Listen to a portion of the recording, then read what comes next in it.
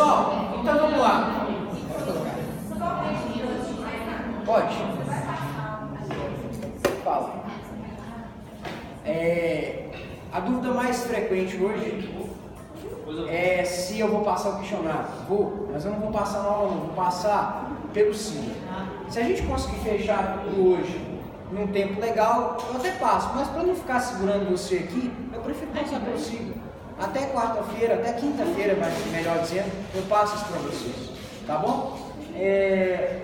Eu quero hoje terminar a matéria falando sobre os mecanismos de proteção no sistema global e trabalhando um pouco o sistema regional interamericano. Já esclareço o seguinte: a matéria da prova, ela vai até ali. A aula de reposição que eu vou disponibilizar para vocês no canal do YouTube que eu criei, ela não cai na prova. Então a matéria da prova é até hoje. Aí a aula que eu vou disponibilizar, ela vai ficar como um bônus, tá certo? Mas ela não vai cair na prova. Vai ser uma aula sobre o Tribunal Penal Internacional. Se você tiver curiosidade, vai estar lá no canal do YouTube que eu criei. Já tem algumas aulas. Essa aula de você vai ser um bônus, no caso? Ela não vai cair na prova. Alguém já te explicou que você é o melhor professor que existe? Eu acho que ninguém te falou isso, eu estou te falando. Olha só. Olha só. Vamos lá. Aqui, ó. Eu estou gravando essa aula hoje. Aí eu vou pedir o seguinte. Vamos fazer um pouquinho de silêncio para não prejudicar a gravação. Porque essa aula vai ser disponibilizada para os colegas de vocês do outro curso. Curso de Direito e curso de Contábeis. É a mesma aula. Tá certo? Bom. Quem veio na aula passada viu que no final da aula nós estudamos os mecanismos de proteção do sistema global. Eu disse para vocês assim: de nada adianta aquele tanto de tratados que nós estudamos, se vocês conferirem no caderno de vocês e na apostila que eu disponibilizei, nós temos muitos tratados. Claro que nós fizemos uma visão geral. É como se a gente tivesse um drone que fizesse um panorama geral de todos os tratados. Nós não vimos tudo, de tudo, porque infelizmente não dá tempo. Mas uma visão geral vocês tiveram. É óbvio que eu foquei mais em alguns tratados que eu acho mais importantes e outros eu falei só de aspectos gerais. Mas o ponto é, de que adianta um tratado de direitos humanos se eu não tenho mecanismos para obrigar o Estado a cumprir as normas que estão previstas naquele tratado e pelas quais o Estado se comprometeu? De que adianta isso se eu não tenho mecanismo para compeli-lo, né? Aí eu expliquei para vocês, existem mecanismos processuais que visam a compelir o Estado a cumprir suas obrigações assumidas em tratados internacionais. Esses mecanismos se dividem em dois tipos. E aí nós chamamos esses mecanismos de proteção de sistemáticas de monitoramento. Por que sistemáticas de monitoramento? Porque é por meio deles que você vai monitorar o nível de cumprimento pelos Estados dos compromissos que eles assumiram no plano internacional. Existem dois tipos de sistemas de monitoramento. O primeiro é a sistemática da ONU. Esse nós vimos na aula passada, eu vou repetir rapidamente. O primeiro procedimento da ONU é o procedimento especial. O primeiro procedimento de monitoramento da Carta da ONU é o procedimento especial. Não foi isso que eu coloquei no caderno de vocês? O que é o procedimento especial, gente? É um procedimento que é composto pelo exame de especialistas em uma determinada matéria. Esse procedimento, ele é público, mas esse procedimento, ele tem uma peculiaridade. Esse procedimento, ele em geral, será utilizado como uma tentativa de obrigar os Estados que assumiram compromissos internacionais na área de direitos humanos a cumprir esses compromissos sempre que não haja outros mecanismos convencionais que possam ser utilizados naquele caso específico.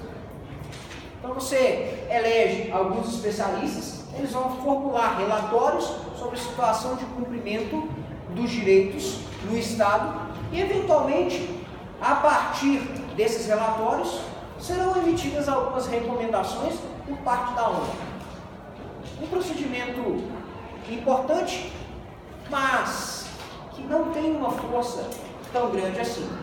Esse procedimento foi instituído por uma resolução, ele era exercido pela Comissão de Direitos Humanos da ONU. Hoje não há mais a Comissão de Direitos Humanos da ONU, hoje o que existe é o Conselho de Direitos Humanos, um órgão da ONU, que exerce as funções da antiga comissão, e por isso é ele o competente para nomear especialistas e para levar a cabo esta forma de monitoramento. Procedimentos especiais realizados por especialistas estudiosos da matéria que vão analisar violação de direitos humanos. O segundo é um procedimento que eu identifiquei pelo número, não é? Como é que eu falei? Como é que eu chamei ele? Procedimento de reclamação. E identifiquei ele pelo número 1503. Não foi isso? Esse primeiro aqui eu identifiquei pelo número 1203, não foi? Não foi isso?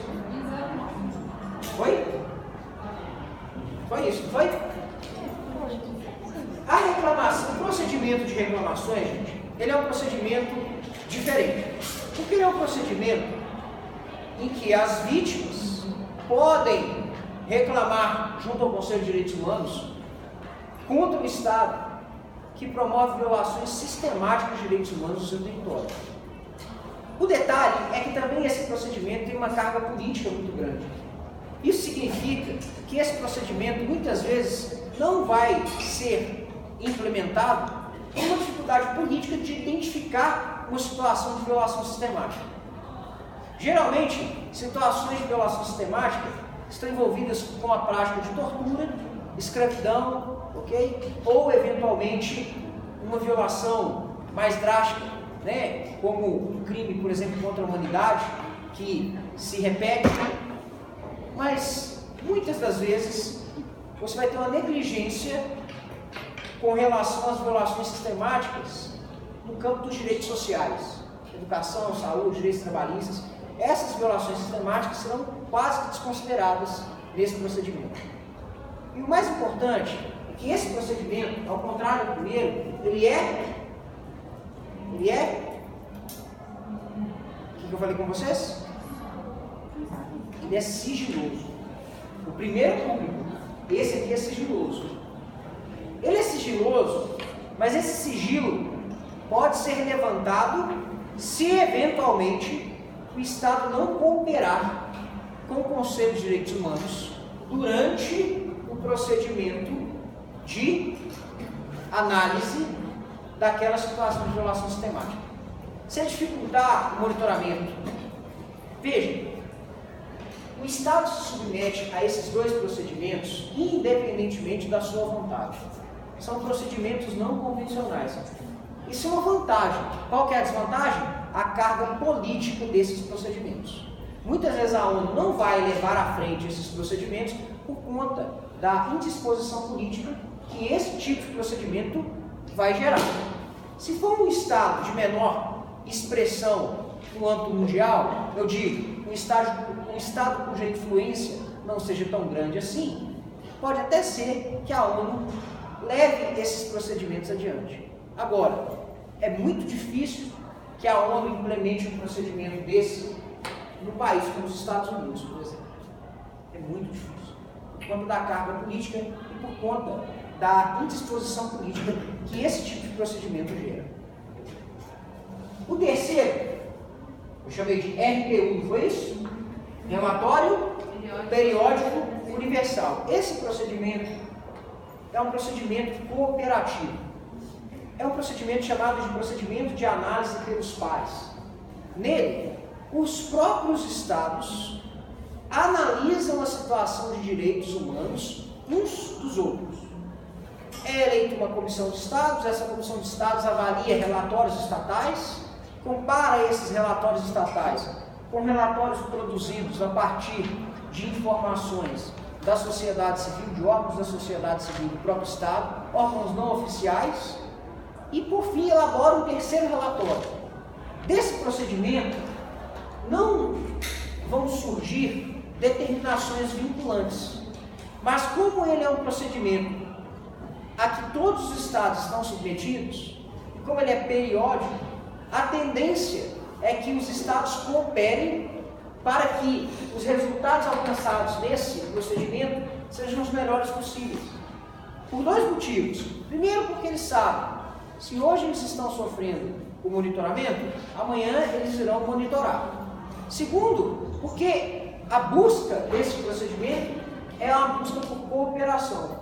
Então ele avança em relação aos outros dois, porque nos outros dois a ênfase é investigativa. Neste não. Nesse, a ênfase é na cooperação entre os estados a fim de alcançar um patamar ótimo de proteção de direitos humanos. Não há determinações vinculantes que derivam deste sistema de revisão periódica universal. Mas, por outro lado, existe uma vantagem, que é a vantagem dos estados juntos agirem no sentido de levar a cabo a implementação de medidas que são apontadas nos relatórios apresentados ao final do procedimento. Pois bem, todos esses três procedimentos de monitoração ou de monitoramento são procedimentos que não dependem da anuência do Estado para acontecer. São procedimentos, portanto, não convencionais. Por que não convencionais? Porque não dependem da anuência. Não dependem da concordância do Estado para acontecer. Agora, existem sistemáticas de proteção que só serão aplicadas ao Estado se, e apenas se, o Estado concordar. Esses mecanismos, essa sistemática, é a sistemática dos órgãos de tratado.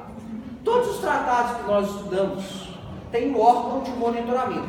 Esse órgão de monitoramento ele é chamado de comitê.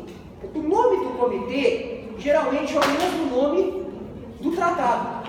Então, por exemplo, no Pacto Civil, o órgão de monitoramento ele se chama Comitê de Direitos Humanos. Não confundam o Comitê de Direitos Humanos, que é um órgão de tratado, e o Conselho de Direitos Humanos, que é um órgão da ONU. Detalhe, olha a dica, se for comitê, é órgão de tratado. Se for comitê, é órgão de tratado. Significa que foi criado por um tratado internacional. E ele monitora os direitos daquele tratado em especial. Não precisa você decorar os nomes, é só você saber. Comitê é órgão de tratado. Se cair na prova, você vai identificar o que for comitê é órgão de tratado. Se for conselho, não é órgão de tratado. É simples assim. Você nem precisa memorizar os nomes. Até porque os nomes, volto a dizer, geralmente são os mesmos dos tratados. O comitê que monitora o Pacto Social é o Comitê de Direitos Econômicos, Sociais e Culturais. O comitê que monitora o pacto ou o tratado contra a tortura é o Comitê contra a Tortura. E assim sucessivamente. Bom, professor, por que você está falando isso? Porque esses órgãos, os comitês, geralmente têm atribuições para receber relatórios estaduais. O que é isso? Que é a sistemática de relatórios estaduais. Se vocês pegarem os tratados e lerem os tratados, vocês vão ver que, em geral, todos os tratados disseram o seguinte: no momento em que o Estado ratificar o tratado e estiver obrigado a cumprir este tratado, ele se compromete a enviar periodicamente ao comitê do tratado um relatório sobre a situação dos direitos humanos naquele Estado. Todos os direitos humanos? Não, só os direitos protegidos no tratado que é monitorado por aquele órgão. Então, por exemplo, no caso do Comitê de Direitos Humanos, qual é o órgão que vai monitorar a proteção daqueles direitos? O Comitê de Direitos Humanos. Que direitos ele vai monitorar? Os direitos sociais, econômicos e culturais? Não. Os direitos previstos no Pacto Social. Ou seja, os direitos civis e os direitos políticos. Os relatórios estatais, como o próprio nome diz, são relatórios que os próprios estados produzem e enviam para o comitê. Então é a versão do Estado sobre em que pé anda a proteção de direitos humanos no seu interior. É uma forma de monitoramento porque o comitê analisa esses relatórios e pode contrapor esses relatórios a outras formas de monitoramento, que nós vamos estudar agora. O mecanismo mais usual de proteção de direitos humanos, portanto, é o mecanismo de relatórios estaduais, porque os comitês vão analisar os relatórios enviados pelos estados para conferir se há, por parte do estado, alguma intenção ou quais são os esforços do estado despendidos pelo aquele estado para efetivamente o quê? Para efetivamente respeitar, cumprir, fazer cumprir os direitos previstos no pacto. Existe um outro mecanismo de monitoramento que não é muito usual e nem muito utilizado. Esse mecanismo é chamado de comunicações interestaduais. Como assim? Me explica, professor? Te explico. O que é uma comunicação interestadual? O próprio nome já adianta para vocês o que é. É uma comunicação ao comitê de que um outro estado descumpre direitos humanos. Então é como se a Argentina denunciasse o Brasil perante o comitê. Comunicação interestadual é a comunicação por parte de um estado ao comitê, no sentido de que outro estado está violando os direitos nele previstos. Gente, é claro que ele é pouco usual, porque isso causa uma indisposição no plano internacional muito grande. Não é muito comum que um estado denuncie outro. Por isso, esse é o mecanismo menos utilizado no que toca ao monitoramento dos direitos humanos. Por que ele é menos utilizado? Por conta da indisposição política no campo internacional que ele gera. O terceiro mecanismo de monitoramento, eu considero particularmente o mais importante. Ele é o mecanismo de petições individuais. Alguns tratados vão se referir a ele como mecanismo de comunicações individuais. O que é ele, professor? O mecanismo de petições individuais é o mecanismo por meio do qual alguém que sofre uma violação de direitos humanos dentro do Estado diretamente denuncia ao comitê essa situação.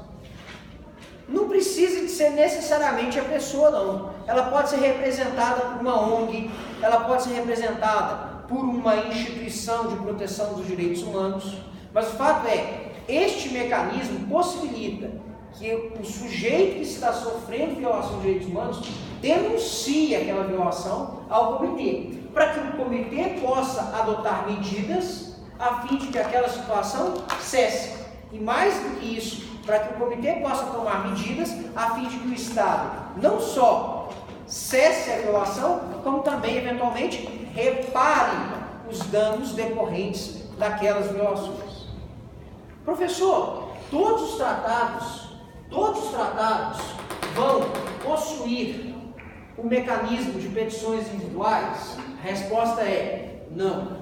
Geralmente, o mecanismo de petições individuais, ele é acrescentado por meio de outros tratados. Os tratados complementares que nós já vimos são chamados de protocolos adicionais. Se vocês pegarem o Pacto Civil, por exemplo, vocês verão que o protocolo adicional número 1 é o protocolo que estabelece a sistemática de petições individuais. Abre aí para mim o seu material de tratados. Eu queria que alguém me emprestasse um, que hoje eu acabei esquecendo o meu. Tá, obrigado.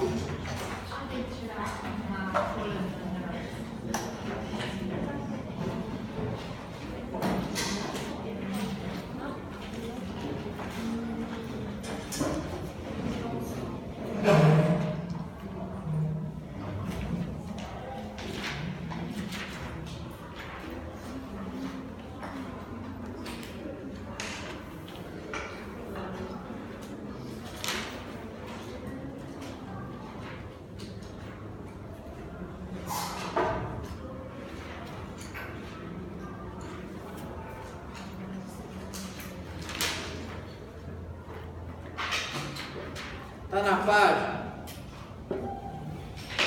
492. 492.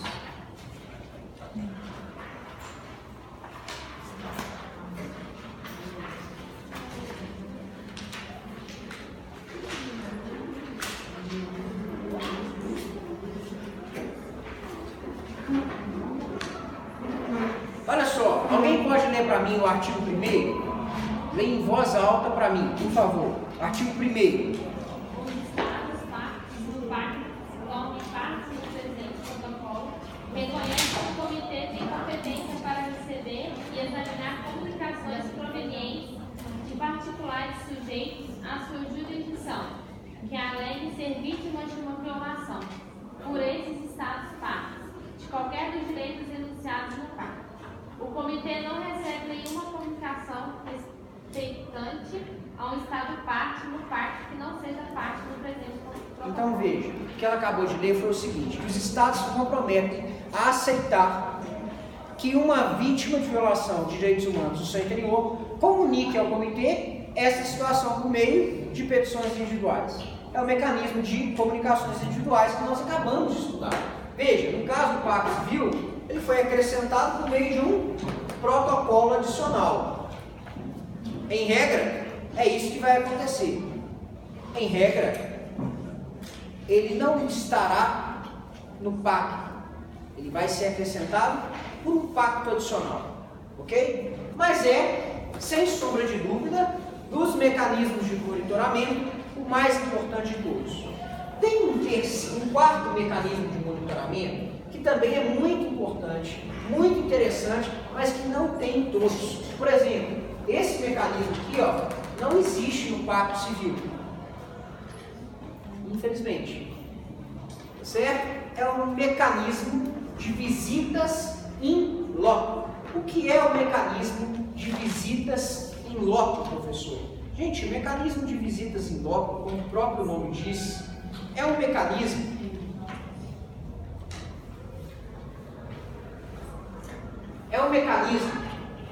que possibilita que especialistas na matéria de direitos humanos, em caso de violação de direitos ou da notícia da violação desses direitos, se encaminhem para o próprio local onde há supostamente uma violação de dano. Então, um exemplo: há uma denúncia perante o Comitê de Direitos Humanos de que num determinado estado, por exemplo, Brasil, numa determinada fazenda, há exploração de trabalho escravo, escravidão moderna. Será que é possível promover a investigação in loco numa situação como essa? Depende. Depende porque nós precisamos analisar qual é o comitê que vai realizar o monitoramento, onde este dever de não escravizar as pessoas está previsto, e analisar se há por parte do Estado a admissão para que essas visitas aconteçam. Elas jamais acontecerão independentemente da anuência do Estado, porque aqui tem uma questão de soberania territorial. Os especialistas fazem a protocolo lá dos especialistas, como eles fazem? Vocês Se o Estado não admitir que eles entrem, a visita em loco não acontecerá. Agora, se o Estado admite que eles façam a visita, e muitas vezes isso é interessante porque o próprio Estado ele tem a intenção de combater o trabalho escravo, ele quase sempre estará do lado dos especialistas, não contra os especialistas, porque afinal de contas ele pode ser responsabilizado pelo ato de privados, assim como pelo ato de agentes públicos. Se o Estado admitir, ele vai garantir a segurança dessas pessoas no local, e as pessoas vão fazer uma inspeção no local e vão relatar tudo e enviar ao comitê. Isso são as visitas in loco. Alguns tratados que prevêem visitas in loco, gente, só a título de curiosidade, anotem aí. Anotem aí. Tratados que prevêem visitas in loco. A Convenção sobre os Direitos, a Convenção sobre os Direitos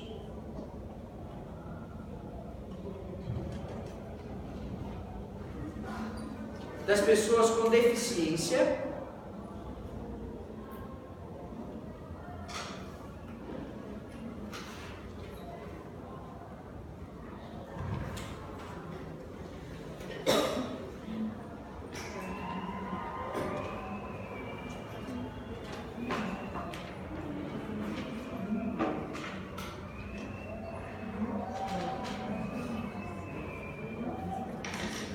o protocolo adicional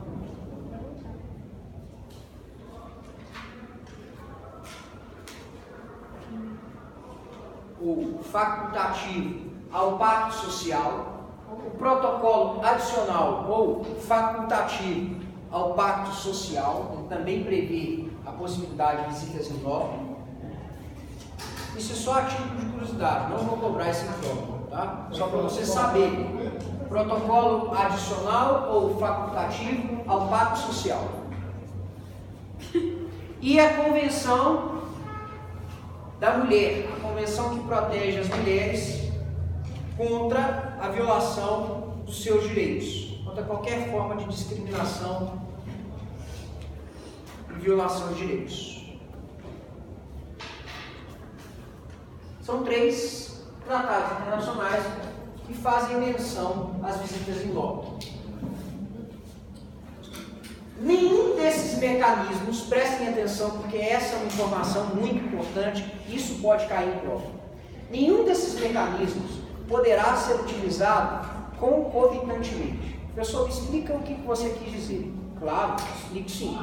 A pessoa, ela não pode fazer uso ao mesmo tempo de 2 ou mais mecanismos. Ela tem que escolher um só. Porque se ela utilizar 2 ao mesmo tempo, nós temos uma situação que no direito é chamada de litispendência.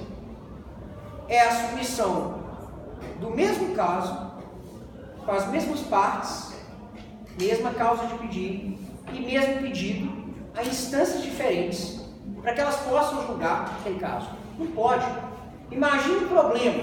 Imagina se um órgão julgasse de um jeito e outro órgão julgasse de outro. Ia ter um problema danado. Qual decisão ia prevalecer? Para evitar essa situação constrangedora, sempre há, no plano internacional, seja no plano global ou no plano regional, uma exigência. Jamais será admitida uma reclamação se a situação já estiver sendo analisada por um órgão. Então perceba, se o Conselho de Direitos Humanos estiver analisando a situação de violação de direitos humanos por meio de um desses 2 procedimentos, não é admitida a análise por um órgão de tratado, porque isso seria uma situação de litispendência internacional. Se eu envio uma petição para o Conselho de Direitos Humanos relatando a situação e ela vai ser analisada pelo procedimento de reclamação, e ao mesmo tempo envio para o Comitê de Direitos Humanos, o Comitê de Direitos Humanos não vai analisar. Quem vai analisar? Aquele órgão que recebeu primeiro. Tá certo? Então você não pode utilizar de mais de um mecanismo ao mesmo tempo. É vedada, é proibida a utilização concomitante, ou seja, ao mesmo tempo, de mecanismos de monitoramento no plano internacional. Correto? Até aqui alguma dúvida? Todas? Especifique. Eu sempre vou ter dúvida. Esquece, prossiga. Só para a gente concluir então. Olha só. Esses mecanismos, volto a dizer, são procedimentos utilizados por órgãos externos para monitorar a situação de cumprimento dos direitos humanos dentro do Estado. E isso no Sistema Global de Proteção, o sistema que é gerido pela ONU e cujos principais tratados e documentos nós já estudamos. Agora vejam, o Sistema Interamericano de Proteção é um outro sistema de proteção. Vocês estão lembrados que no final do capítulo 2, acho que esse capítulo não é o 3, esse capítulo é o 4, não é não? Ou é o 3? Olhem para mim. Não, esse é o 4. Esse é o 4. Ah, eu estou lembrando aqui, falei, ué. Olha só, no final do capítulo 2, eu disse para vocês assim, existem dois sistemas de monitoramento. Ou melhor, perdão, dois sistemas de proteção de direitos humanos. O sistema global e os sistemas regionais. Estão lembrados? O sistema global, gerido pela ONU, os sistemas regionais são sistemas que serão geridos por um órgão regional. Nós temos 3 sistemas regionais. O europeu, mais desenvolvido, o interamericano, que é um sistema de proteção com desenvolvimento intermediário, e o sistema africano de proteção de direitos humanos. 3 sistemas regionais. Eu disse para vocês, nós estudaremos um deles, que é o interamericano, porque ele é o sistema que se aplica ao Estado brasileiro. Lembrando para vocês, o sistema regional, ele é diferente do sistema global, porque ele não se aplica a todos os estados do globo. Ele se aplica apenas e tão somente a estados localizados em uma região específica. O sistema regional interamericano jamais se aplicará, por exemplo, para a Rússia. A Rússia não está no continente americano. O sistema regional interamericano só se aplica para os estados do continente americano. É automático, professor? Basta que o estado esteja no continente americano para ele se submeter ao sistema regional de proteção interamericano? Claro que não. A lógica aqui é a mesma do sistema global. Em regra, para que o Estado se submeta ao sistema de proteção dos direitos humanos, ele precisa ratificar tratados. Por quê, professor? Porque os principais documentos que regem o sistema regional interamericano são tratados internacionais. Assim como os principais tratados que regem o sistema global de proteção são tratados. Então, para que o Estado se submeta ao monitoramento dos órgãos de proteção no sistema regional, ele precisa ratificar tratados. Mas é preciso que ele faça algo mais, vocês vão ver daqui a pouquinho. Porque existem 2 órgãos de monitoramento principais no sistema regional. São só esses 2, professor? Não, gente, não são só esses 2. Assim como no sistema global, além desses 2 órgãos, nós temos órgãos de tratado. No sistema regional, os órgãos de tratado não são chamados de comitê. Então, para que você não se confunda, eu não vou tratar desses órgãos aqui. Eu vou tratar dos 2 órgãos criados, ou melhor, regulados pela Convenção Americana de Direitos Humanos. Por que eu disse regulados? Porque a Comissão Interamericana de Direitos Humanos, ela não foi criada pela Convenção Americana de Direitos Humanos. Ela é anterior à Convenção. Já a Corte sim, a Corte foi criada pela Comissão Interamericana. Só que tem um detalhe, olha para você ver. Se o Estado ratifica a Convenção Americana, automaticamente ele está submetido à jurisdição da comissão, ou seja, a jurisdição terá automaticamente competência para monitorar aquele Estado no que toca à proteção dos direitos previstos na Convenção Americana. Já a jurisdição da Corte depende de uma adesão específica. O Estado tem que expressamente reconhecer a competência da Corte, seja para julgar um caso ou para julgar todos os casos desde então. É um reconhecimento de uma competência para um caso específico ou reconhecimento de uma competência geral. O Brasil já aceitou a competência da Corte para julgá-lo. Professor, se o Estado não aceita a competência da Corte, o que acontece? A Corte não irá julgar esse Estado. Esse Estado estará submetido apenas à sistemática de monitoramento da comissão, só.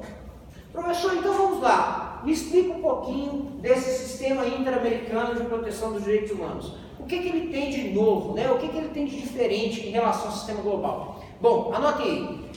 Primeira diferença. No sistema regional, você tem uma corte com competência específica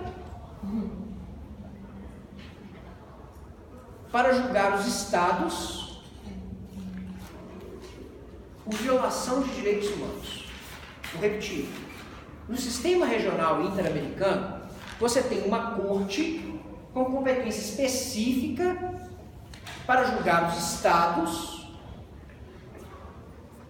por violação de direitos humanos. Isso você não tem no sistema global. No sistema global, o máximo que você tem é a Corte Internacional de Justiça, que não tem competência específica para julgar questões de direitos humanos. Ela julga estados, mas por matéria de direito internacional geral. Ela pode até eventualmente tratar de uma situação que envolva a proteção de direitos humanos, mas isso não é uma competência específica dele. E além da Corte Internacional de Justiça, que é um órgão da ONU, você tem o TPI, Tribunal Penal Internacional, que nós vamos estudar na aula repositiva, que eu vou disponibilizar para vocês. É um tribunal, como eu já disse para vocês, que tem competência o quê? Competência penal no direito internacional. Ele julga pessoas que cometeram crimes de jus cogens. Ele não julga estados. É claro que quando ele julga essas pessoas que cometeram crimes de jus cogens, ele lida com direitos humanos, mas não é a competência específica dele. Quando eu digo para vocês que o sistema regional tem uma corte com competência específica, eu deixo claro para vocês que nesse aspecto em particular, o sistema regional é mais bem estruturado que o sistema global. Nesse aspecto específico, a existência de uma corte com competência específica para a proteção de direitos humanos, o sistema regional ele é mais bem estruturado que o sistema global. Bom, mas vamos adiante. Professor, o que mais? Gente, no mais, os sistemas são muito parecidos. Inclusive, neste primeiro momento, vocês vão ter a impressão que a única coisa que vai mudar é o órgão que vai monitorar e a região que será afetada pelo sistema regional interamericano. Não é bem assim, mas é fato que são sistemas similares nesse primeiro momento. Veja bem, principais documentos. O primeiro documento que vocês precisam conhecer no sistema regional interamericano é a Carta da OEA. O que é OEA? Organização dos Estados Americanos. Professor, o que é OEA? OEA é a Organização dos Estados Americanos. Olha que coisa curiosa.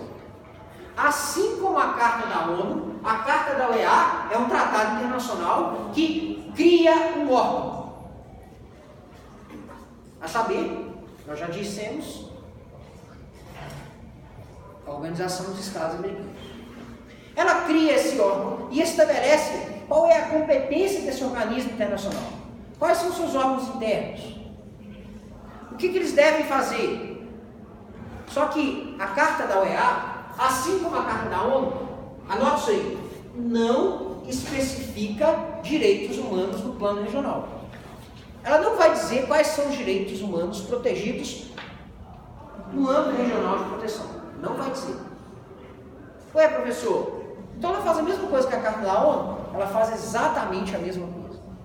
Com uma diferença. A Carta da ONU cria a Organização das Nações Unidas. A Carta da OEA cria a Organização dos Estados Americanos. A Organização dos Estados Americanos é a organização que vai monitorar o sistema regional interamericano. Então ela cumpre no sistema regional interamericano o mesmo papel que a ONU cumpre no sistema global. Tá bom, professor? Entendi. O que mais você tem a me dizer sobre a Carta da OEA, além do fato de que ela é um tratado internacional e que ela não especifica direitos?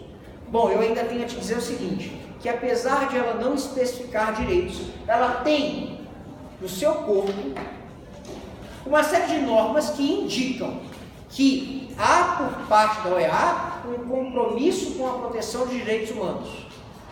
Da mesma forma que na Carta da ONU. Como é que a gente percebe isso?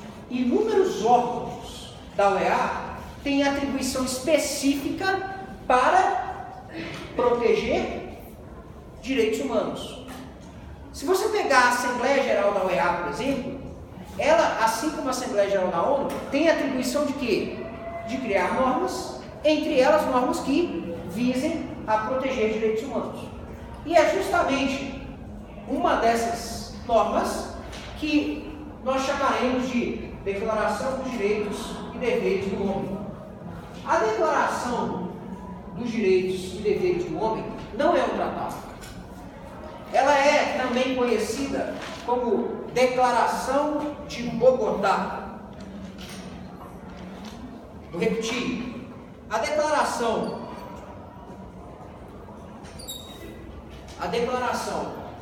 dos Direitos e Deveres do Homem não é um tratado. Ela é uma declaração, também conhecida como Declaração de Bogotá.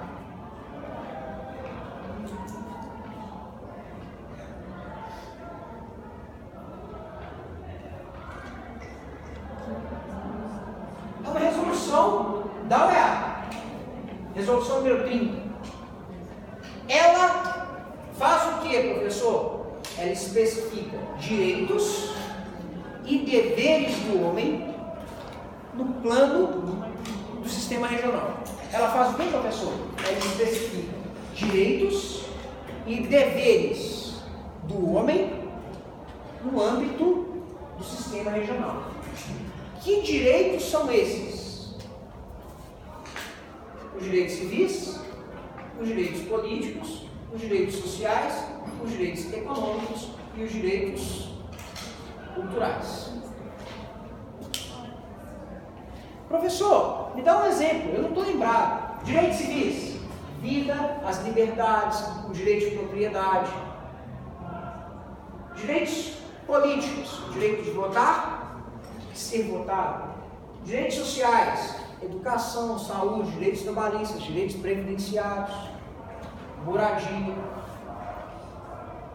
Direitos econômicos, direitos, por exemplo, relacionados à proteção do consumidor, à proteção da livre concorrência. E direitos culturais, direitos que protegem a cultura de um povo. Okay? Direitos relacionados, por exemplo, à proteção de um determinado patrimônio histórico. São direitos coletivos, não são direitos individuais. Muitas vezes, no entanto, você pode estar protegendo um grupo. Só pelo fato desse grupo ter uma determinada cultura, essa cultura tem que ser protegida. Desde que, obviamente, ela não seja contrária a direitos humanos. Estão lembrados da tensão entre a proteção universal dos direitos humanos e a questão do relativismo cultural? O indivíduo pode ser protegido na sua cultura? Pode. Então ele também, além de ser um direito que tem uma faceta coletiva, ele também pode ser protegido em relação ao próprio indivíduo. Tá certo? Daí ele ser pensado como um direito de segunda geração e não necessariamente como um direito de terceira geração. Estão lembrados? Primeira geração, o direito de liberdade. Segunda geração, os direitos de igualdade. Terceira geração, os direitos de fraternidade, também chamados de direitos coletivos. Bom, então a Declaração dos Direitos e Deveres do Homem, ela especifica quais são os direitos humanos protegidos no âmbito global. Professor, mas ela é uma declaração, ela não é um tratado. Ela tem força jurídica vinculante? A resposta é não. Não, ela não tem força jurídica vinculante. Professor, mas quando você debateu a Declaração Universal dos Direitos Humanos, quando você explicou para a gente essa declaração, você falou o seguinte, que ao longo do tempo ela adquiriu força vinculante porque os direitos nela previstos estavam previstos em tratados internacionais que foram ratificados pelos Estados e, portanto, asseguravam força vinculante a esses direitos. Jurídico vinculante, força de obrigar os Estados. Tá? Eu disse para vocês mesmo que a Declaração Universal ela foi ganhando força jurídico vinculante ao longo do tempo. Isso também acontece com a Declaração dos Direitos e Deveres do Homem? Sem sombra de dúvida. Sem sombra de dúvida. Mas, formalmente falando, ela não é um documento que tem força para obrigar os Estados a cumprir aquilo que nela está disposto, porque ela é uma simples resolução, formalmente falando. Certo? Um detalhe curioso, esta declaração, ela enfatiza isso aqui, ó, mais do que qualquer outro documento no plano global e no plano regional. Ela, além de focar nos direitos, ela percebe uma outra faceta que muitas vezes é esquecida quando nós pensamos na proteção de direitos humanos, que são os deveres humanos. Quem tem direitos também tem deveres. E ela elenca diversos deveres. E isso ela faz de uma forma particularmente profunda, diferente de outros tratados, que em geral vão enfatizar os direitos e vão deixar os deveres para um segundo plano. Aqui não, aqui ela trata com profundidade. Então, essa é uma peculiaridade da Declaração dos Direitos e Deveres do Homem. Pode anotar isso aí, quem sabe isso não cai na prova. Qual é a peculiaridade da Declaração dos Direitos e Deveres do Homem que a diferencia de outros documentos de proteção de direitos humanos? A ênfase que ela dá aos deveres humanos, aos deveres que todos nós temos no campo da proteção de direitos humanos. Vou repetir. A ênfase que ela dá à proteção,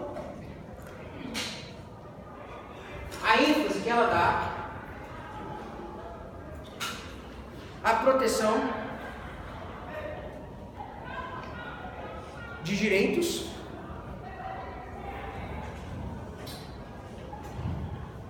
não é menor que a ênfase que ela dá em relação aos deveres humanos.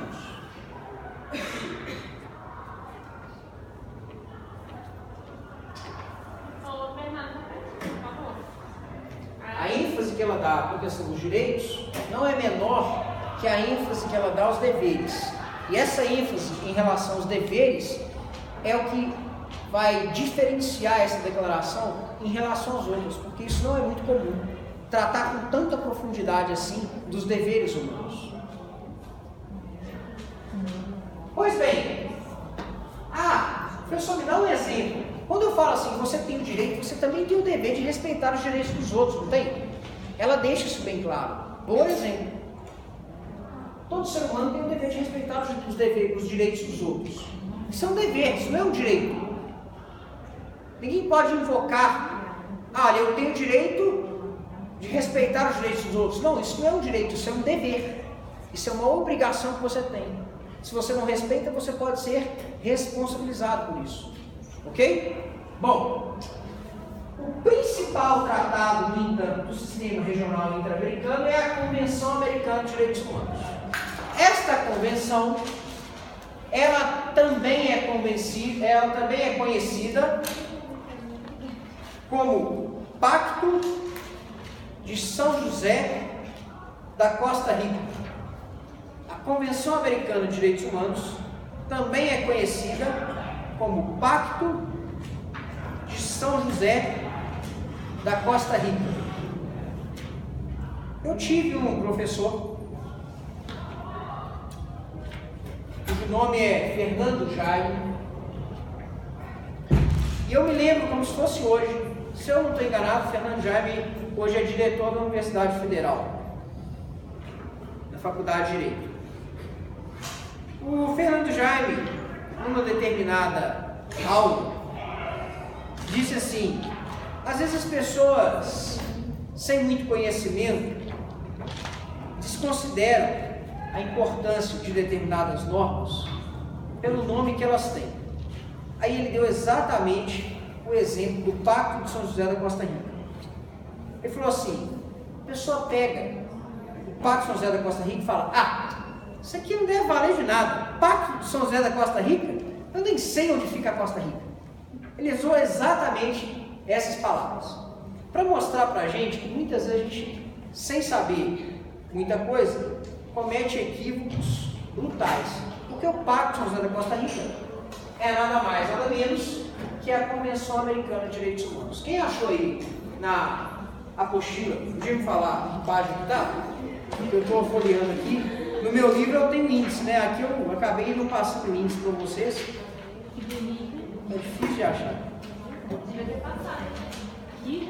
Eu achei que eu tinha passado. Eu disponibilizei o livro para vocês, não disponibilizei? Tinha um índice lá, gente. Tinha, não. No livro? Não tinha. É página. Você marcou a página bonitinha pra gente? Qual? 625. Então abre aí pra mim, 625.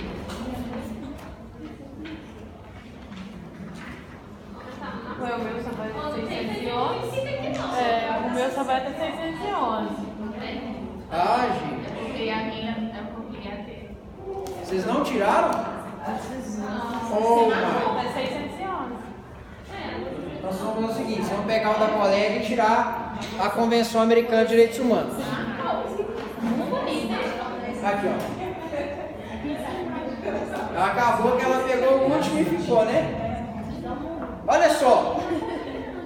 A Convenção Americana de Direitos Humanos, ela tem algumas marcas que são características. Primeiro, quais são os direitos que ela protege? Ela protege com muita profundidade direitos civis e direitos políticos. Só que ela tem uma proteção débil, uma proteção insuficiente em relação aos direitos sociais. Ela só tem um artigo falando de direitos sociais. E esse artigo, ele não fala muita coisa, ele só fala o seguinte: que os direitos sociais são direitos progressivamente aplicados na medida das condições econômicas de cada Estado. Ele estabelece aquela cláusula da proteção progressiva dos direitos sociais. Lembra que a gente estudou isso? Eu até fiz um contraponto, falei assim: direitos civis, no plano internacional, tem status de aplicabilidade imediata. Estão lembrados? São direitos auto-aplicáveis, esse é o status deles. Agora, os direitos sociais não são auto-aplicáveis, eles são direitos progressivamente aplicáveis, né? Bom, a Convenção Americana faz exatamente isso com os direitos sociais. Por conta disso, no plano regional interamericano, nós tivemos um outro tratado para proteger direitos sociais.Esse tratado, gente, é conhecido como Protocolo de São Salvador. Ele é que é o tratado no plano do sistema regional interamericano que protege direitos sociais, econômicos e culturais. A Convenção Americana protege esses direitos de forma débil. Existem na Convenção Americana inúmeras disposições importantes. Por exemplo, na Convenção Americana há previsão da cláusula federal. O que é a cláusula federal? é a cláusula que diz que o Estado Federal que ratifique a Convenção Americana tem que respeitar a Convenção em todo o seu território. Uma parte que integra o Estado Federal não pode dizer que ela não vai cumprir aquele tratado, porque quando o Estado ratifica, ele ratifica como Estado Nacional. Então, Minas Gerais, por exemplo, jamais poderia dizer, olha, eu não vou cumprir esse tratado. Não, quem ratificou o tratado foi o quê? Foi a República Federativa do Brasil. Não é admissível essa oposição. Essa é a cláusula federal. Isso está previsto na Convenção Americana de Direitos Humanos. Os direitos civis e políticos, gente, começam a ser previstos a partir do artigo 2º da Carta. Perdão, a partir do artigo 3º, a partir do capítulo 2º, ok? Aí nós temos o artigo 3º, fala do reconhecimento da personalidade jurídica. Artigo 4º, fala do direito à vida. E aí, lembra o que a gente estudou, quando a gente estudou o sistema global? A proteção da vida, e eu disse que no sistema global, pelo menos no Pacto Civil, a vida não era um direito absoluto, porque o sistema global admitia a pena capital, só que respeitados alguns limites. A mesma coisa se aplica ao sistema regional interamericano. Se vocês lerem o artigo 4º, vocês vão ver que existem limites para a imposição da pena capital. E a mesma coisa que eu disse lá, vale aqui. O sistema regional, ele é claramente favorável à abolição da pena de morte, mas ele não aboliu a pena de morte, tá certo? Se o Estado abolir, no entanto, ele não pode restabelecer, sob pena de violação de um princípio que nós já estudamos, o princípio da proibição do retrocesso social. Estão lembrados? Então anota isso aí, isso é importante. O artigo 5º fala da proteção da integridade pessoal. Artigo 6º, da vedação da escravidão. Olha uma norma de jus cogens. Artigo 7º, proteção da liberdade pessoal. O artigo 8º fala de garantias judiciais. Entre essas garantias, tem uma curiosa, que foi inclusive tratada recentemente no Brasil, que foi a garantia de toda pessoa que é presa ser submetida imediatamente a uma autoridade judicial, para que essa autoridade analise se aquela prisão é legal ou não. É a tal da audiência de custódia, já ouviu falar? Então, ela tem previsão na Convenção Americana de Direitos Humanos. A audiência de custódia, ela tem previsão na Convenção Americana de Direitos Humanos. Aliás, nem está no artigo 8º, não, está no artigo 7º, inciso 5º. Toda pessoa presa, detida ou retida, deve ser conduzida sem demora à presença de um juiz ou outra autoridade autorizada por lei a exercer funções judiciais e tem o direito de ser julgada em prazo razoável ou de ser posta em liberdade sem prejuízo de que prossiga o processo. Sua liberdade pode ser condicionada a garantias que assegurem o seu comparecimento em juízo.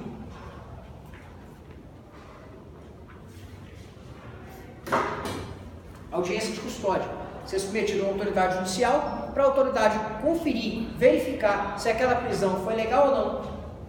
Se houve violação de direitos naquela prisão, se a pessoa, por exemplo, foi submetida a tortura. Tá certo? Isso é importante, muito importante.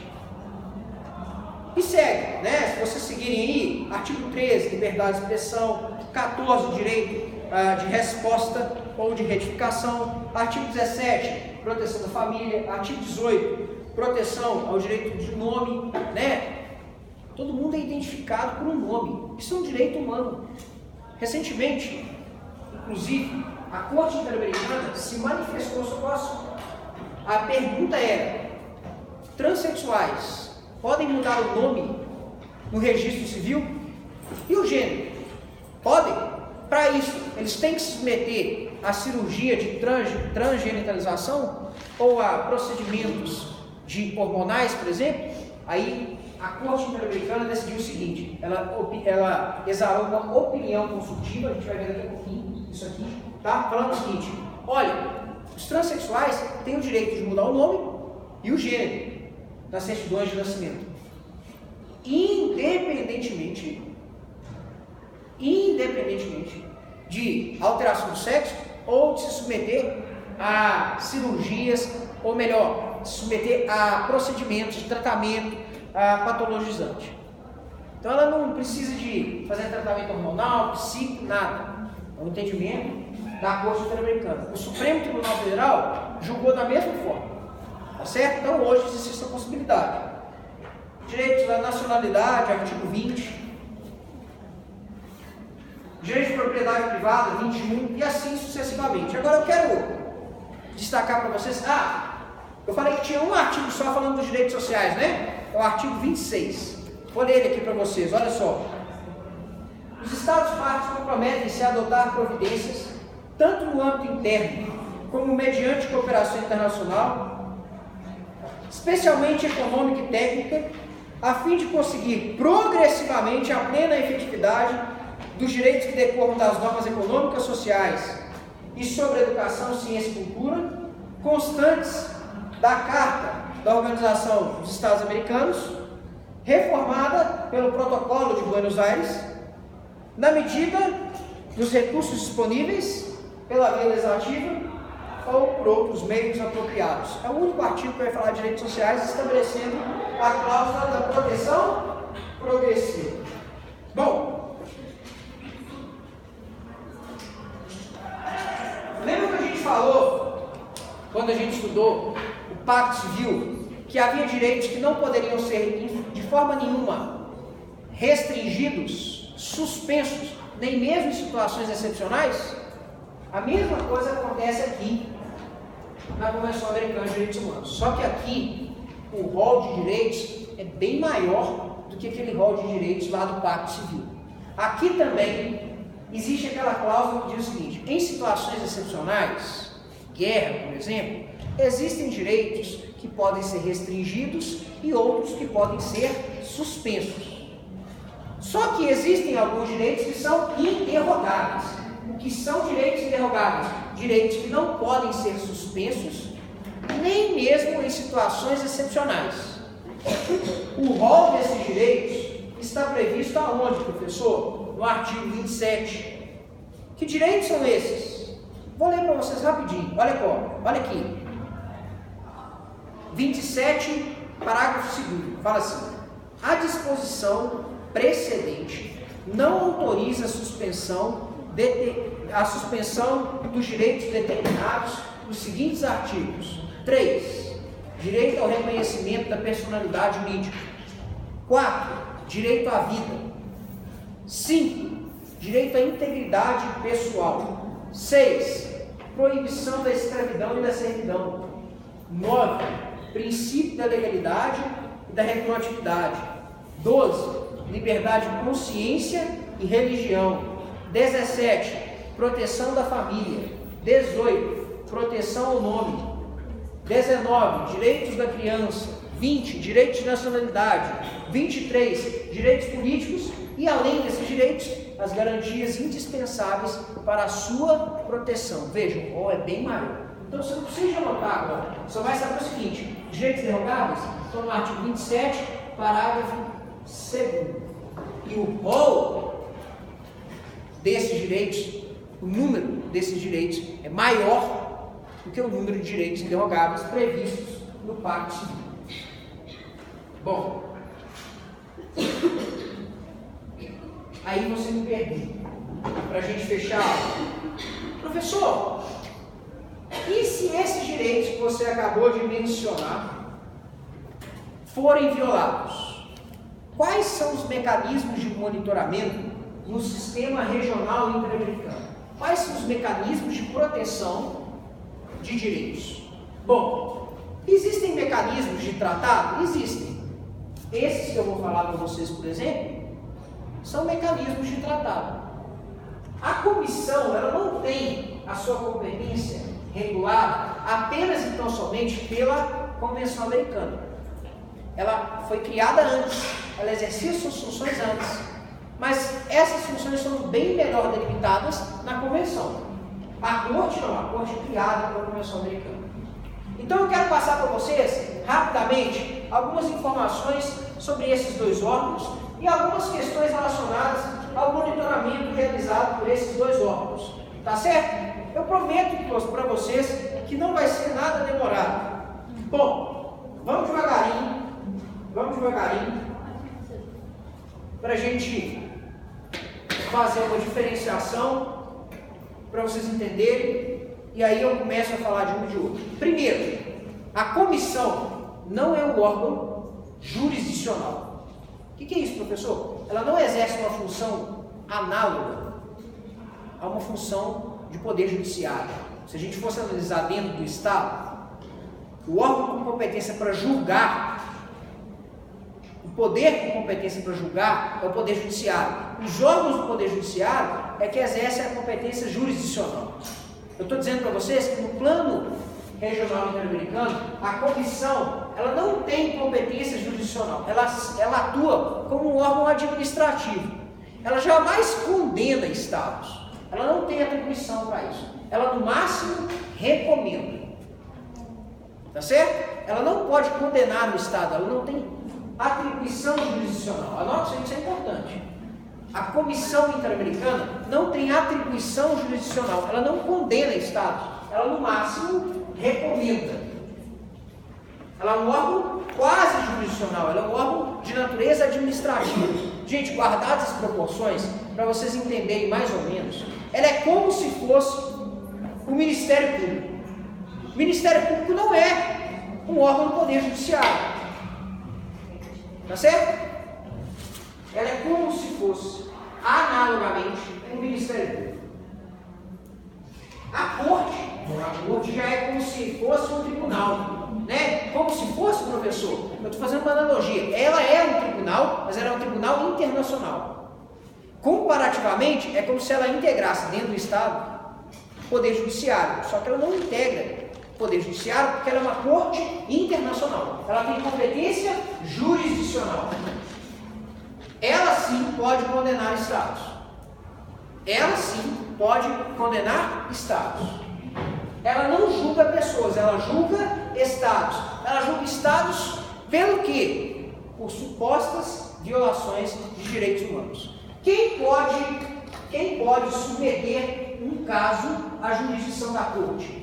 A Comissão Interamericana ou os próprios estados? Uma pessoa não pode peticionar diretamente à Corte. Não pode.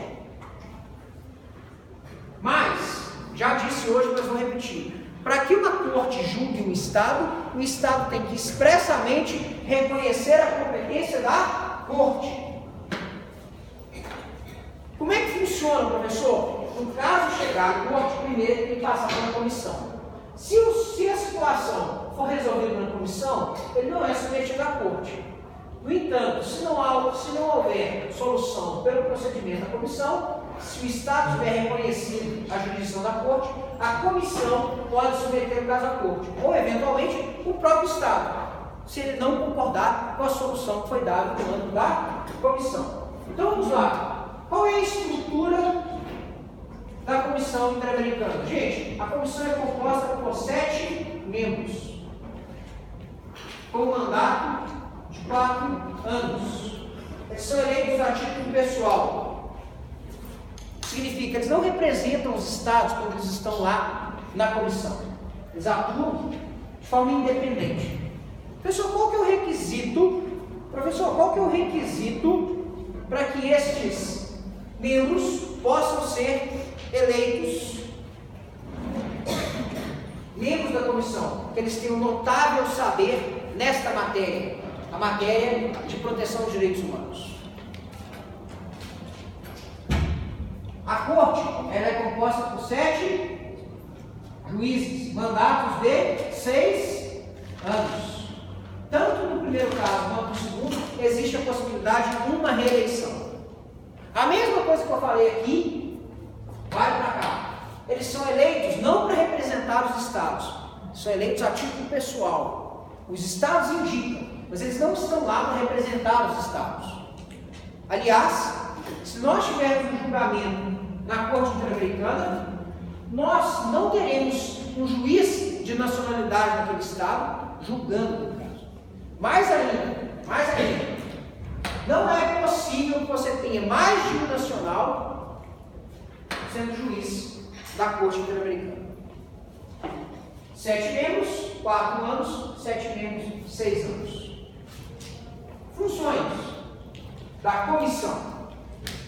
Gente, a comissão exerce a função de monitoramento de direitos humanos. Nesse monitoramento, você tem algumas atividades que são muito próprias. A realização de estudos,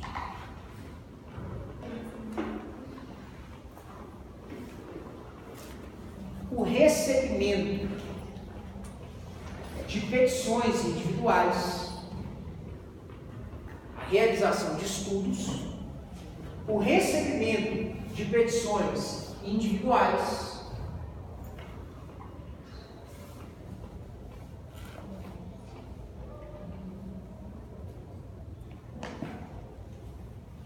o envio de recomendações, o envio de recomendações, o envio de recomendações e a solicitação de relatórios estatais. Em linhas gerais, isso aí engloba todas as funções da comissão. Só que tem mais uma, né? Durante o monitoramento, eu disse, ela pode receber petições individuais. Quando ela recebe uma petição individual, dando notícia de que dentro de um estado há violação de direitos humanos, o que ela faz? Bom, em geral, ela notifica o estado para que o estado se manifeste a respeito. Então ela propicia o contraditório. Depois ela busca uma solução amigável para o caso. Se ela não conseguir essa solução amigável, ela analisa o caso e publica um primeiro informe.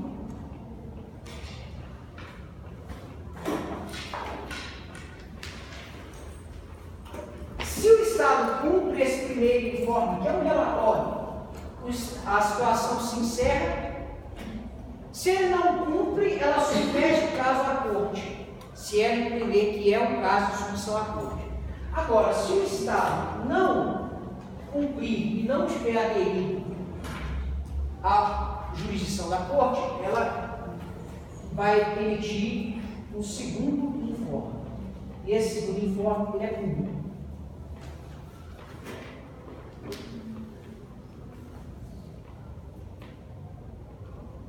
Então, repetindo, ela pode receber petições individuais, pode. A pessoa pode diretamente peticionar perante a comissão. A Maria da Penha, ela fez exatamente isso. Ela peticionou diretamente perante a Comissão Interamericana. Peticionou diretamente à Comissão Interamericana. A comissão analisou o caso da Maria da Penha e exarou um informe, determinando que o Brasil adotasse medidas para a proteção dos direitos das mulheres em situação de risco, por conta de se encontrarem, né, em uma situação de violação de direitos no âmbito doméstico. E o Estado brasileiro adotou algumas medidas, entre elas, criou a Lei Maria da Penha. Bom, se o caso for submetido à corte, ele vai ser julgado pela corte. Existem no procedimento perante a corte algumas questões que nós precisamos analisar. Só que antes disso, quais são as funções da corte? Monitoramento de direitos humanos. Né? As funções, na verdade, nós chamaremos de competências, tá, gente? Por que competências, professor? Porque como ela é um órgão jurisdicional, ela tem competência. A competência da corte, ela se divide em duas. A corte tem competência consultiva e competência contenciosa. Competência consultiva e competência contenciosa. Professor, me explique isso aí. Claro, sem problema. Explico sim. Competência consultiva. Ela recebe pedidos de consulta sobre a interpretação de tratados internacionais do sistema regional. E ela vai emitir opiniões consultivas sobre a interpretação desses tratados. Professor, essas opiniões consultivas vinculam os estados? Elas não vinculam, mas elas determinam qual é o entendimento da corte sobre aquela situação. Geralmente, o estado vai se alinhar àquele entendimento. Porque se ele pedir uma opinião, é porque, afinal de contas, ele efetivamente quer saber como é que a corte analisa aquele direito. Vou te dar um exemplo. Há pouco tempo atrás, o Estado enviou uma pergunta para a comissão, para a Corte Interamericana, que consistia no seguinte: os direitos previstos na Convenção Americana, eles protegem só pessoas humanas ou eles também se estendem a pessoas jurídicas? O que a Corte Interamericana respondeu? Só pessoas humanas. Pessoas jurídicas estão fora. Outra opinião consultiva sobre a situação, da exigência de diploma ou não para jornalistas. Se eu não estou enganado, a opinião consultiva número 5. O que a Corte falou? Olha, você não pode exigir para o exercício da profissão de jornalista o diploma, porque essa é uma forma de limitação da liberdade jornalística, da liberdade de imprensa, da liberdade de expressão. Então ela autorizou que a profissão de jornalista fosse desempenhada não só por diplomados. Os jornalistas elogiaram essa opinião consultiva, né? E a competência contenciosa? Essa aqui, gente, é para efetivamente julgar. A competência contenciosa é para julgar casos já litígio mesmo. Aí você tem de um lado uma pessoa que alega sofrer violação de direitos humanos e um Estado do outro lado. É uma pessoa ou um grupo de pessoas versus o Estado. A Corte, durante o processo, ela vai julgar o Estado, condenando ou absolvendo o Estado.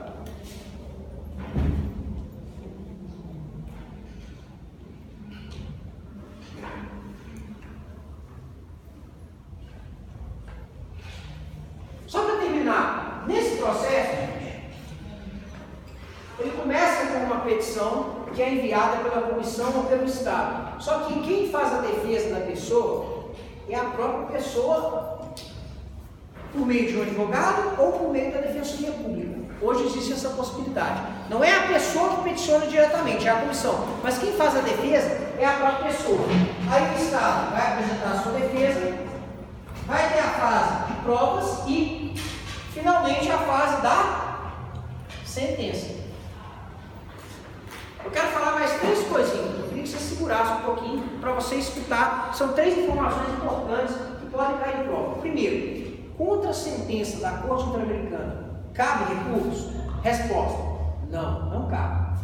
Cabe um pedido de esclarecimentos sobre alguma obscuridade que exista na sentença, mas não cabe recurso. É como se fosse um desembargo de declaração. É só para esclarecer um ponto que está mal esclarecido, uma obscuridade ou uma omissão. Mas a sentença não é passível de recurso. Quando a Corte condena um Estado, essa sentença, ela precisa passar por um processo de ratificação dentro do Estado. A gente chama de processo de homologação. Não precisa, não precisa, não precisa. Não precisa ser homologada dentro do Estado para ser executada dentro do Estado.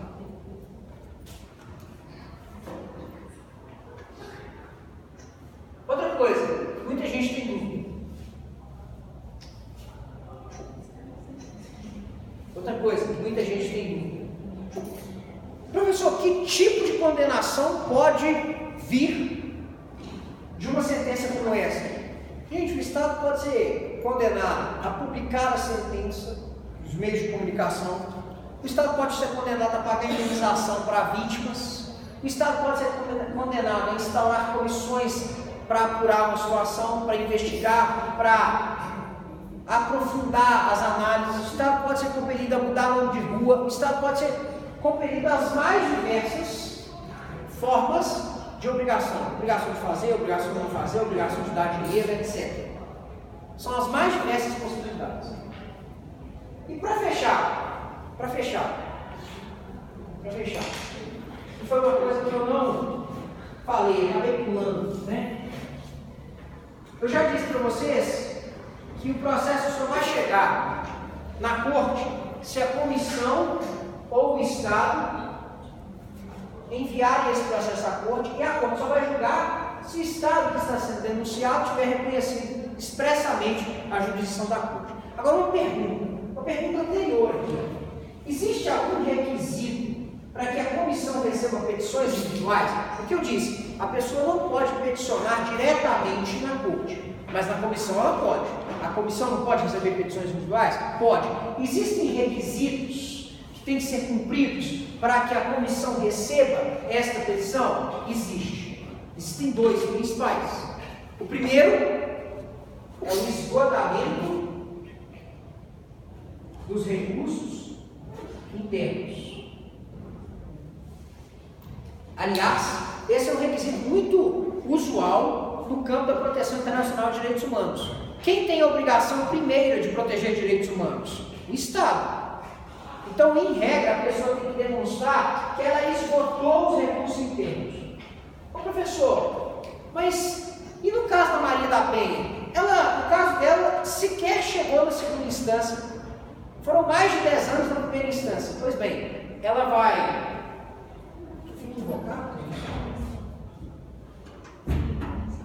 Isso é uma coisa que me mata. Professor, é a corte ou a comissão? Comissão. A comissão é quem recebe as petições. A Maria da Penha, ela não esgotou os recursos internos, professor. Verdade, ela não esgotou. Mas ela, naquele caso, comprovou que ela fez de tudo.